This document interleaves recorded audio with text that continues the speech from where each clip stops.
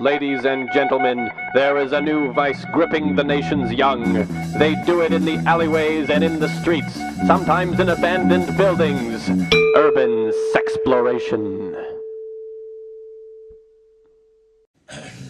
Urban exploration is what we're covering this week.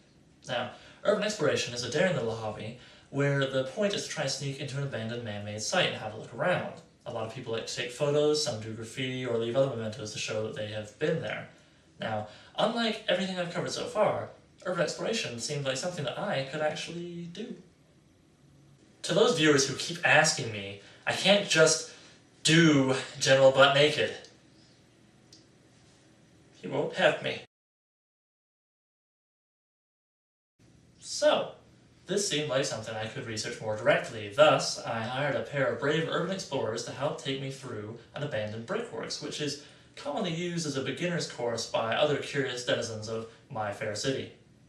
Remember back in school the kind of funny illicit thrill you got the first time somebody dared you to run into the other gender's bathroom and run back out again? Remember how that thrill continued into your adult years as you kept doing this and you promised you wouldn't brag about it on the internet to your mother who just want to stop crying and crying. But here you are. Anyways, it's a lot like that when you run and climb up over a 10-foot tall fence and then sneak through a rusted out, busted window frame to sneak into somewhere you are not supposed to be.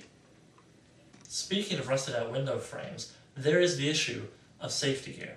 Bring some. On even the most basic of excursions, you're going to want a flashlight, thick gloves, and durable clothing that covers the majority of your body. Contrary to popular belief, abandoned buildings and tunnels are not cleaned nightly by magical Italian ghosts. If you're not careful, you might end up collecting tetanus the way Paris Hilton collects sexually transmitted diseases. Celebrity sluts, am I right? Aside from the thrill of illicit activity, the pros of urban exploration are as follows. 1. You get a preview of a post-apocalyptic world. 2. There's a thriving international community of urban explorers, and if you do your research and are kind and contact them over the internet, say, you can set up some crazy adventures all over the globe. 3. You might end up finding something you didn't expect to find at all, like a canoe frozen in a miniature artificial pond that's been erected in the middle of an abandoned brickworks? And let's not forget all the delightful blog and Flickr fodder that it provides, something which in its current state our economy needs as much of as it can possibly get. In fact, I'm even starting a charity where, for just pennies a day, you can help provide blog fodder for starving third world children. But I digress. Urban exploration can be terrible though, particularly if you don't plan ahead. Go online, see if anybody has been to the site where you want to go, and see if they put up any useful information. Keep in mind stuff like the buddy system, or the fact that in almost any place you try this, it's going to be illegal.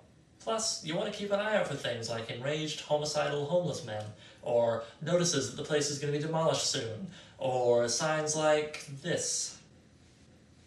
Finally, I'd say the greatest thing about urban exploration is the way it can instill the sense of discovery and wonder into places that your mind has written off as something to ignore, or perhaps something to piss up against in case you can't wait until you get home from the bar.